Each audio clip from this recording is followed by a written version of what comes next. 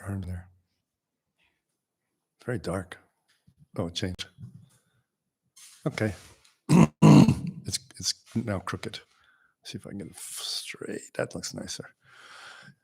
Hello, everybody. How are you? Here we are on Yogi to Yogi, another installment of Yogi to Yogi. First, a message from our sponsor. We have some announcements real quick. This Tuesday, today is Sunday here in Costa Rica. This Tuesday is the last day to register for the Online Foundations Retreat. There's about 20 unregistered people out of the 60 who said they were coming. So if you are intending to come, please send a screenshot of your wire transfer no later than Tuesday night. No later than Tuesday night. Because the wire transfers take 1 to 2 days to actually show up in the account. And then from there, Sukalia has to go verify it and then hook you up with receiving the transmission, blah, blah, blah. So last day for registration for Online Foundations Retreat, Tuesday night. Try to do it by Monday to be better. It's a wire transfer only situation. Wednesday, students will then receive a Zoom link via email for the first class. Okay. Thursday is the first class this week coming up. Thursday's first class, 8 a.m. CST time, right? Central Standard Time. Be sure to have a copy of the Foundations Manual. You can print it out from the Facebook documents or the Google link that's sent in your registration email. Please have that printed out and with you when we go to do the training. As far as the scholarship program is going, I want everybody to know it's going really well, and we're just so happy to see so many people that were unable to afford the training, able to take the training. You'll be notified by Tuesday whether or not a scholarship came in for you to use. There are donors, and we're matching up donors with recipients at this point. I would say a big shout out to the scholarship donors.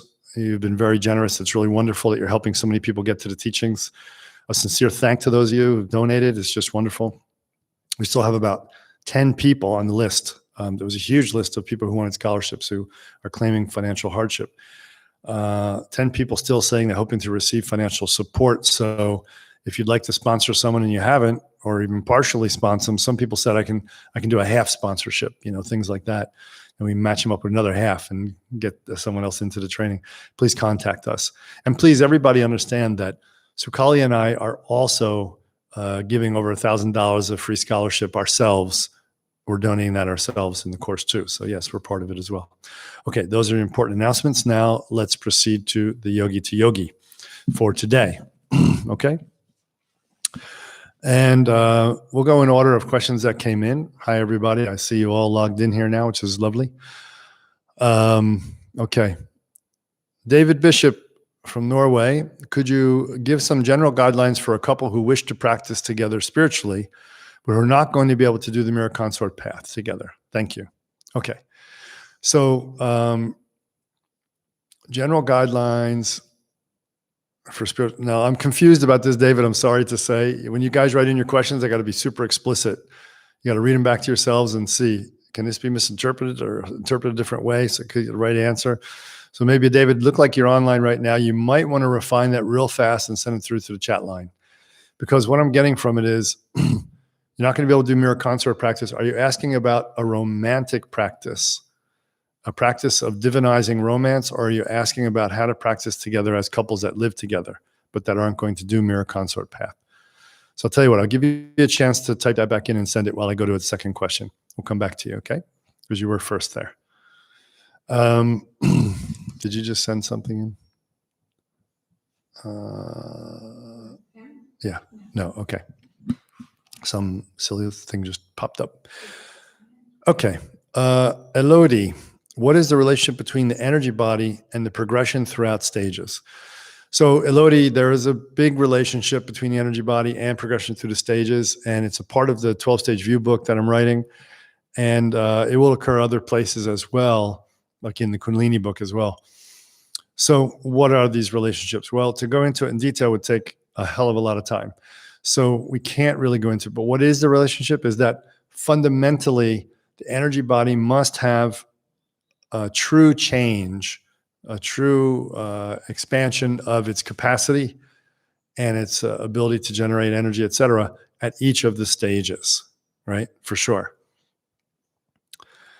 But the energy body itself that one person has in their being becomes much less important to that person after stage 5. So after stage 5, you're starting to understand that your energy body and the energy of the universe are becoming much more fused, becoming much more one.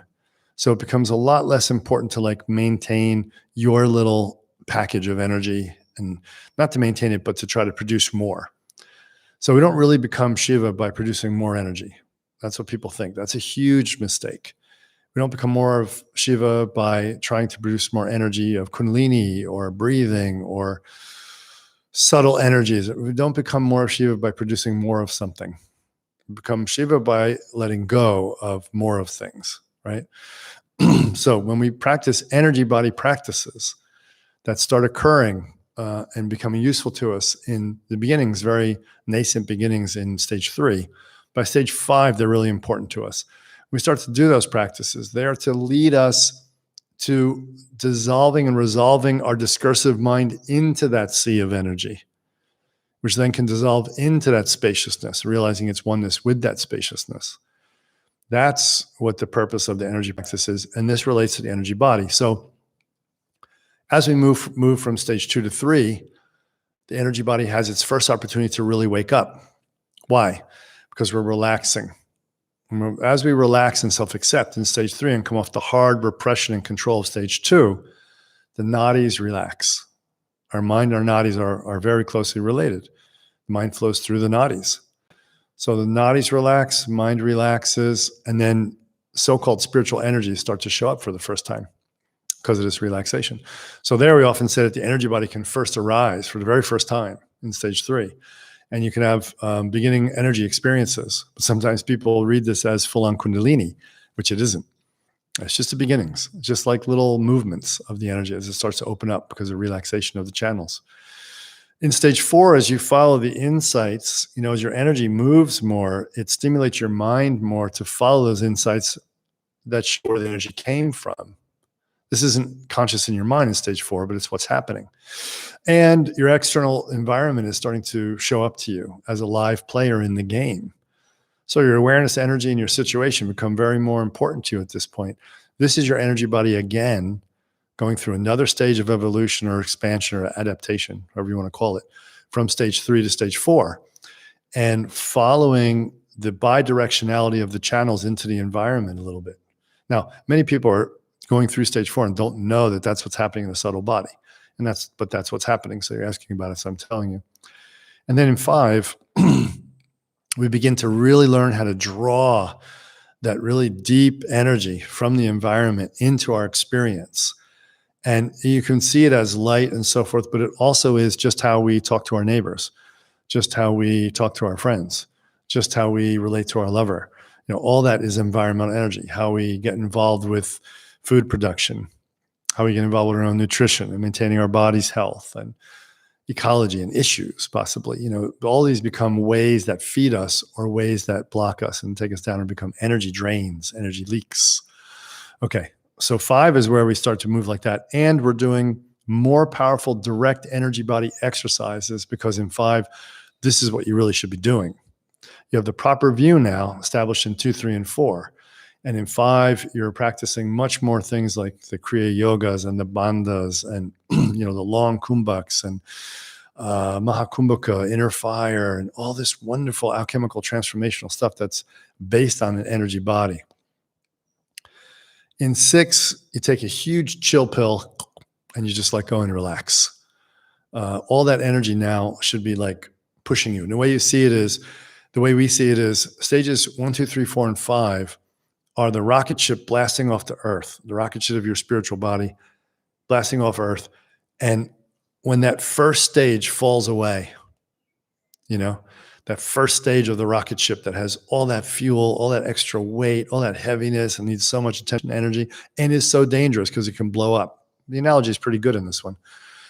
As it goes up and starts getting a little bit out of gravity, it's not needed anymore. It's empty of fuel. They timed it right. You timed it right with your practices. You don't need it anymore. You can let it go. Now you move into stage 6 practice. You may still be doing the kriyas. You may still be doing the bandhas, but it has a different feeling. You're now gliding into space, right? And you have a much smaller energy capacity motor. You don't need such a big push anymore as you're gliding. So the energy body is kind of definitely self-nourishing, self-maintaining by stage 5. That's established. As you go into 6, you get what you need.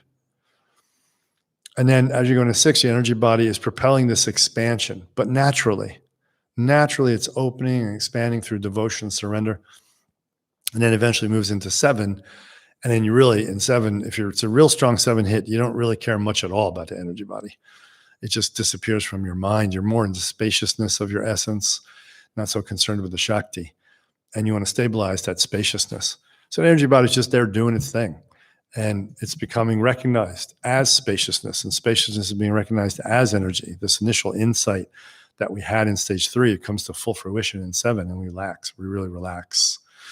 And then the energy body, when you go into stage 8, completely goes through another huge metamorphosis. And one way to say it, if you can understand what I'm saying, is that you become astrology. You become Vastu. You become Jyotish and Vastu. You become the sensitive instrument of all the universal energies. It doesn't mean you become psychic. It doesn't mean you're never caught out anymore by inclement weather or things like that. It's not about being perfect and powerful as a shaman. It's that you're understanding the great cycles of time, the great cycles of humanity and consciousness, and your own consciousness, your own cycles, right? And that's what the energy body extends to and is encompassed by now at 8. And that just continues all the way through. So the energy body by stage 10 is something that's superfluous as a practice, doesn't need to be maintained whatsoever. You know, that fusion between the universe and you is happening on such a great level, although you're aware of you never were before, obviously, in stage 10. This is just a quick overview of how it looks. Okay, Lodi? Hopefully that helps. Okay. Now, David came back with his clarification, I think. Yeah, mostly a general spiritual practice toward awakening, but possibly sexual practice as well.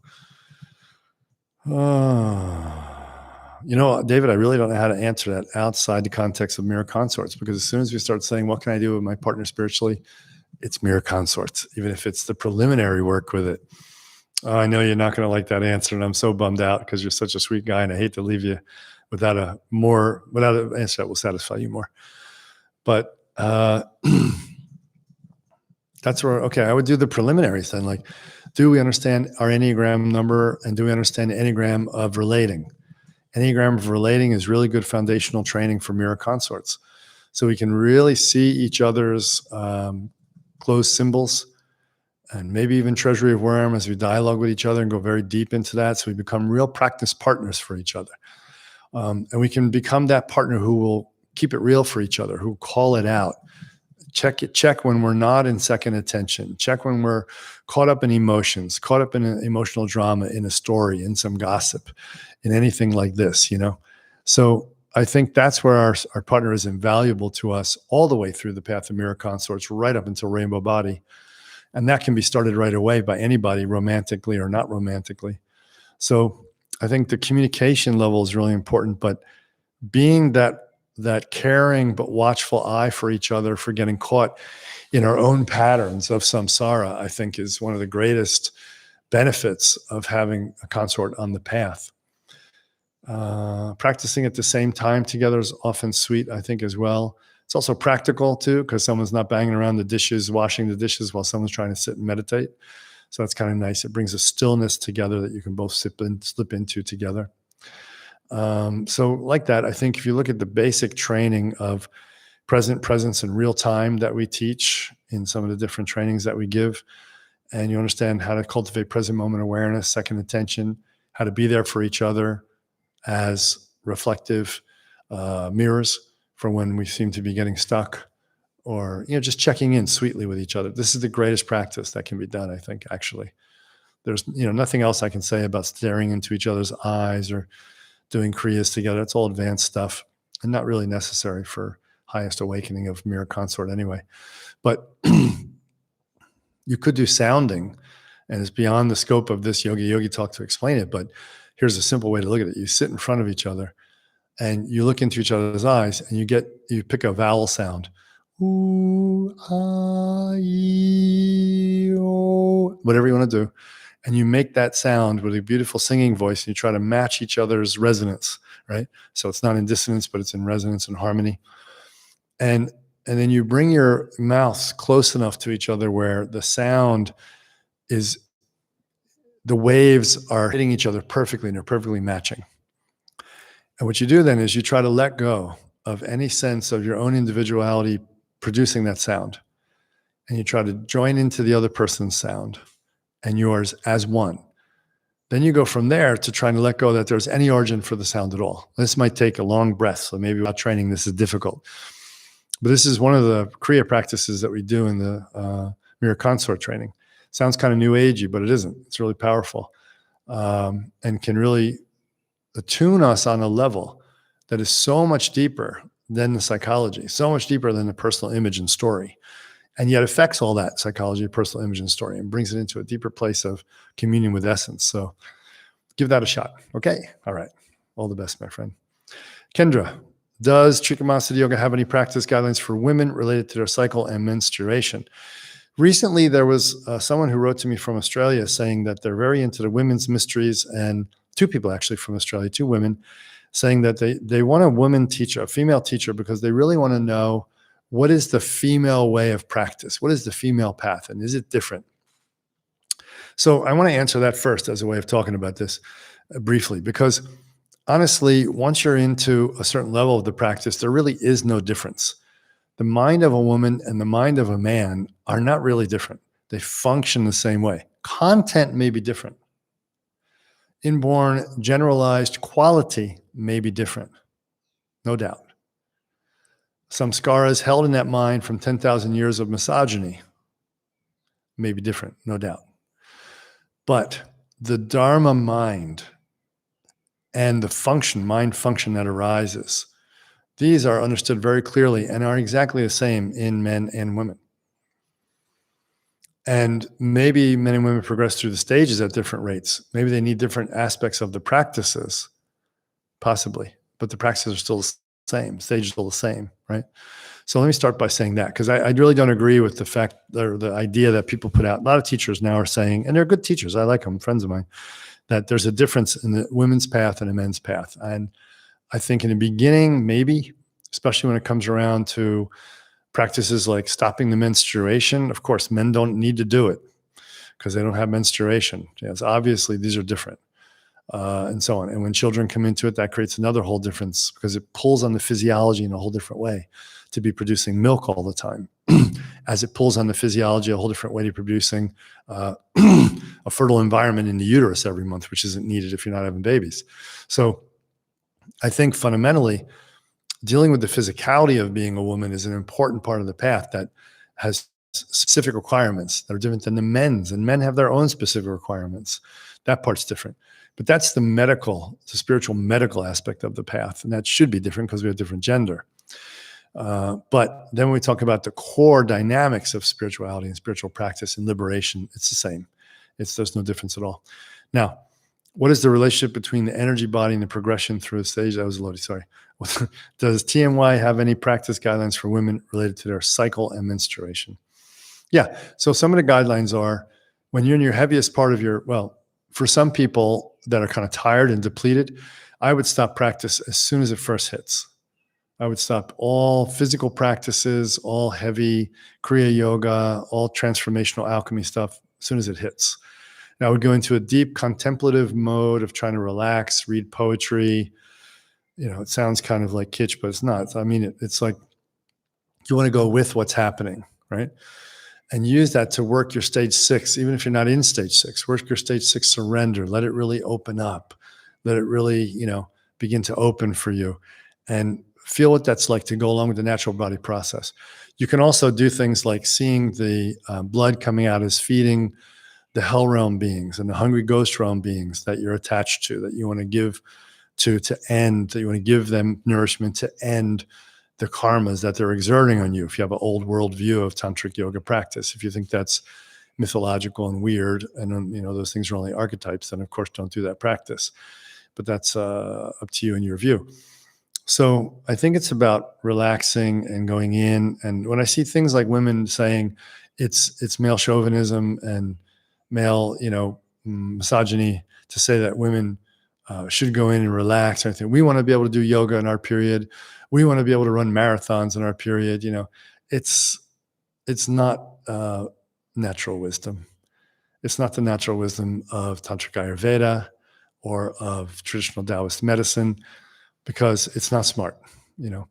So go along with, even if you're capable of doing those things, it's not smart because you're thinking long game here, not short game. Go along with those things. And then, of course, related to the cycle of menstruation, I cannot emphasize enough that if a person is, let me have a caveat here, for really serious female practitioners only, not for dabblers, not for people who have their life and throw spiritual things into it, for people that prioritize spiritual life as number one, and then they maintain whatever they need to pay the bills and do whatever else as whatever. That's the difference, okay? For that second example, for that woman who is into that level and is taking the fire path, especially, even the path of meditation, I would recommend stopping the menses, slaying the red dragon, through the practices of the kumbhaks and devotion, which stop the menses, because it's a tremendous amount of energy going out that is not needed if you're not going to produce a baby, okay? And that energy definitely affects your mind. Why? Because the mind, until we're very liberated, the mind is still affected by our body. And every single month at 14 days, you have a crossover in a woman's cycle between two major hormones. One goes up, the other one shoots down. Definitely changes in the mind, changes in the body, changes in sexual appetite, changes in appetites in general. All kinds of things happen. So this is happening, every then you have the period, another changeover. So you get these 2 times a month minimum where you get these big changeover in hormones, just making it simple. It's more complex than that, but simply put. So to stop jealous of men because they get this even, basically even, men have a sort of period in there somewhere, but basically even kind of environment to practice in all the time as far as it relates to the mind and energy. If women only knew, men don't really have that, but we certainly have it where it's not affected by our physiology twice a month with huge hormonal changeovers. That's true. And with losing raw tissue that we took a month to build up with eating and life force, producing it. So I highly recommend looking into these other practices, right? And I teach that in Kundalini Hatha Yoga levels 2 and 3, right? For people that want to go farther. Kendra, further, how can one be creative and inspired while remaining grounded and centered? How can one be creative and inspired? I don't know. You just have to remain grounded. I don't know what to say about it. You have to have enough understanding of what groundedness is that you know when you're losing it. You have to have enough practice in your experience of what grounds you to know how to bring it back into balance when you do lose it or are losing it. And you have to know how to balance the time spent being creative, whatever that means for you. I guess you're talking about creating your art and your poetry and malas and things. I don't know. But creativity doesn't feel erratic or windy when you're balanced already. When you're deeply in your body, deeply in touch with your body, and it's grounded, and you're in a good stage 5 place of a really strong body, a good energy body, creativity won't unground you. Definitely not. So let's think about it that way. Try to get the energy body, the physical body, body, speech, and mind all balanced in a deeper way. Then creative power, creative energy shouldn't really unbalance anybody. Okay, some more that came in. Alaid, I think. Yes, Alaid out in Mallorca. I think so. How does Trigomasana Yoga look at reincarnation? Does that happen imminently after death, like right away after death, do you reincarnate? Or is there a time the deceased can be guided through the bardo, the after death states, like it says in Tibetan Book of the Dead? Okay, good question. So every spiritual tradition I've ever learned says that when you die to when you take rebirth, there is some period of time. And all the systems I studied of non-dual meditation and yoga from China, Tibet, Nepal, India, all said that period, that window is not fixed. Now, if you read, if you go into Tibetan teachings on this, they have it fixed at 49 days. And that's just to give you something to work with, to give society a way to work with it, to give people something to work with when they're doing their cultural rituals and so on. But you really don't have to get hung up on it takes 49 days. It could take 112. It could take 10. It could take 3. It could take 5 minutes. It could take, for a yogin who dies in full awareness, that yogin who is very high level yogin goes to sleep at night with zero change in consciousness while the body sleeps, and wakes up with zero change of consciousness when they wake up. There's no transition whatsoever. That's in a nutshell the highest yoga. So if you want to check out if that guru is saying, I am the most highest yoga being on the planet, blah, blah, blah, just ask them if they can do that. They might lie to you. But if you can do that, that's the highest yoga. It means death will have absolutely no difference. And you'll remain just buoyant where you are when this last attachment to the body goes, or less connection to the body goes. And you will just immediately resolve into your Buddha nature, have rainbow body right there, boom. So it's quite a variety of how much time there can be after someone dies. And there are a lot of different factors that go into calculating that. And that's for master guru lama shamans, right? Who have training in this kind of thing and can look at the 10 forces that we talk about in soul power. And not only look at them, understanding them, but can palpably intuit and sense the resolution or non-resolution of those 10 forces. This is going to tell that guru lama shaman where that person is in the after-death states, as well as they may have, as a side effect of their spiritual practice, develop psychic powers where they can see and sense the being in their other world states, in their other states. And they can then tell how long it's going to take for them to go through it. So remember, when a religion says it's 12 days in the bardos, like Hindus do in general, well, that's because they needed some kind of framework that works with everybody. And that's enough doing rituals intensely to get people through the bardos to a rebirth. Tibetans do it 49 days because there are 7 times 7, right? There's a reason 7 weeks and why, and what goes on each week and so forth ritually. And this is from pre-Buddhist tradition in Tibet that mixed with Buddhism and Bun. So, Bun is pre-Buddhist in Tibet. The Taoists have their own version of it, where people can be in the after-death states for 7 years while the whole body is resolving. It can take a really long time. So I think we have to understand it within our own tradition's lens and understand why our tradition teaches it like this. And then we have to go with that. Whatever tradition we choose, we go with it and understand it, but we understand more than that as well. You remember in Autobiography of a Yogi, Sri Yogananda is walking around India with his hands up like a radar detector, looking around for a young boy who came to him and said, I want to study with you. And he was studying at a very young age with him. And he said, if I die, you're going to get me, right? If I die, you're going to find me in the after-death states and make sure I don't go into the hells, right? And Yogananda just felt, sad for the boy being so scared of death. So he said, yeah, of course, not thinking he was going to die young at all. Of course, it turns out that the boy died young. The boy had a sense that he was going, I guess, and he was asking Yogananda desperately for this. So then Yogananda thought, I said I would find him. I have obligated myself to this sentient being who's a young boy. He's probably freaking out in the after-death states. I got to find him. I got to fulfill my duty. So he started walking around in India and holding his hands up like this, like a radar to try. And he located eventually, after a long time, he located where he was and how he took birth again and all that kind of stuff. So, there are people who can do this kind of thing. All right. Does it happen immediately after? So it happens immediately after rebirth in 2 cases. I find that interesting. And we'll talk about it for a brief second here. When you're very, very highly, highly evolved, rebirth is very quick. You skip the bardos of becoming and negativity and all that kind of stuff, and you move right into the Siddha Lokas, like the plane of consciousness where very high beings and Mahasiddhas live and beyond that. The other examples are quite the opposite. You're so bad, you're so demonically oriented, you're so hungry ghost realm oriented that you go immediately, the other things happen, the after-death states occur, but they occur so rapidly and you miss them and you instantly project out this demon ghosty experience and boom, you're born back in that realm again. So it's very interesting. I just think the 6 realms teachings are so precious to really go deep in and see their subtlety, because I know a lot of people that see themselves as like stage 7, 6, very evolved beings who have very strong opinions, attachments, judgments, like anger, hatreds even. Even there's one guy I know thinks he's being super, super spiritual and helping the planet. No names, of course, just an example. And he said to somebody that I know recently, which I've heard him say before too, I'll lie.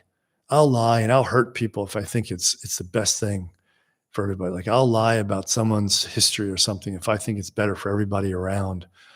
And you're like, wow, that is so demon realm. Just to want to see someone else hurt and God realmy, to think that you're the one who dictates karma of the world and how people are perceived and so forth. And you can make changes in the world. Wow, it's just so much God realm and hell realm karma simultaneously. That kind of person that thinks they're a wonderful being, but has deep judgments, deep criticism, deep held angers, holding revenge, or deep God realm tendencies towards thinking how grand and superior they are and that they benefit people by just by their presence, they're going to take a quick rebirth. They're going to go right through those after the states really quickly. They're going to take a quick rebirth and be like, oh, shice, or in the case of people born in the God realm, they're going to be happy and go, oh, I knew it, because it's fulfilling what they thought about themselves in the first place. So those two transit quickly. The rest of us, we hope for a slower transition. We hope for good meditation practice so we can slow down the process, be clear about it, resolve our karmas, because it's one of the greatest moments to resolve your karmas and move into the after-death states and the higher lokas. So come to Dream, Sleep, and Death Yoga. It's extremely important teaching. It's the most important one you can receive, I think. Yeah. Okay.